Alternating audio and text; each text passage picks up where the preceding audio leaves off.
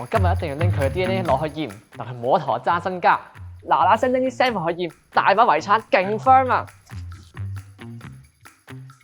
3 days later， 咦，份報告出咗啦？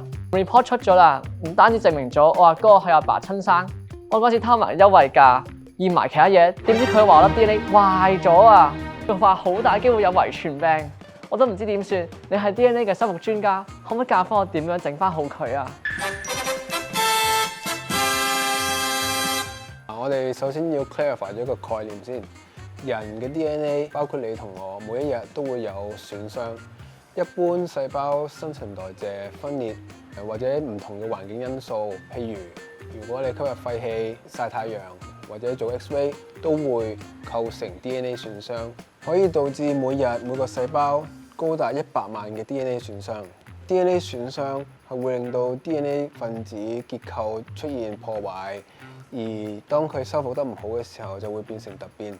人體本身有一個好完善 DNA 修復機制，所以其實 DNA 損傷唔係一個大問題，而最重要嘅係基因修復機制係咪完善。如果佢有問題，就會有機會導致疾病。原來 DNA 咁容易有損傷㗎，咁除咗環境因素之外，仲會唔會有其他原因㗎？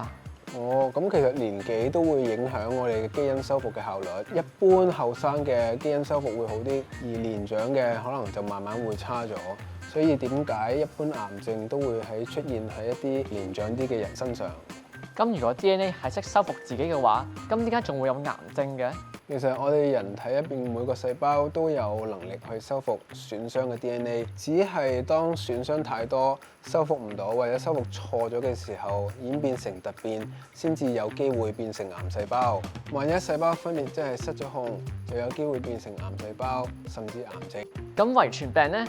點解要係我啊？之前提到細胞正常新陳代謝同埋環境都會帶嚟 DNA 損傷，但係其實仲有好多其他因素會令到 DNA 修復有問題。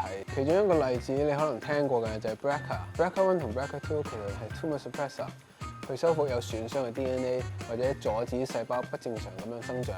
如果 BRCA1 同 BRCA2 真係出現突變，影響你嘅功能，咁你細胞嘅修復 DNA 損傷嘅能力就下降，咁就會多咗突變，從而演變成為癌症，包括 prostate 啊、breast 或者 ovarian cancers。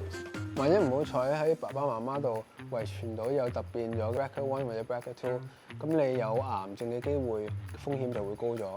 咁我自己病都算啦，咁但係我有缺陷嘅基因就一定會遺傳俾下一代，咁到時候我個仔咪一定會有癌症咯。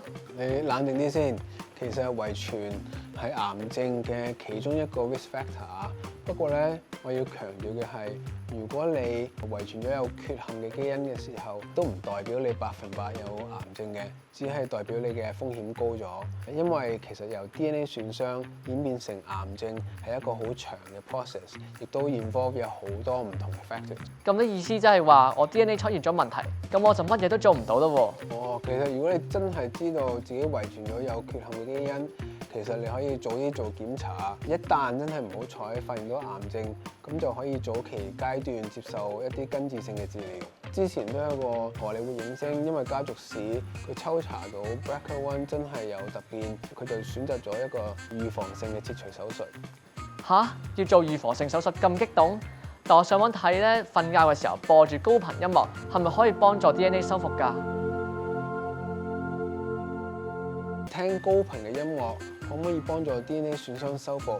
暫時就冇科學根據。不過如果你瞓得好啲，咁都係好嘅，因為之前研究指出，如果瞓得唔好或者唔夠瞓，其實係會多咗 DNA 損傷。咁係咪食補充品都可以啊？我上網睇話食 NMN 咧可以幫助 DNA 修復，仲可以逆齡抗衰老添。Bottoms up。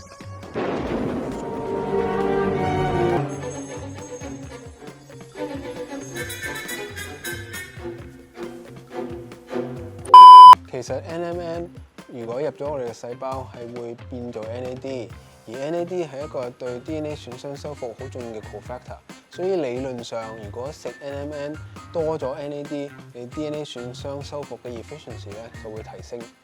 所以食 NMN 係咪真係有抗衰老或者幫助到 DNA 損傷修復？暫時都未有足夠嘅臨床數據，係需要多啲時間觀察先至可以知道佢嘅真正效用。教授真係多謝你今次，我可以點樣報答你啊？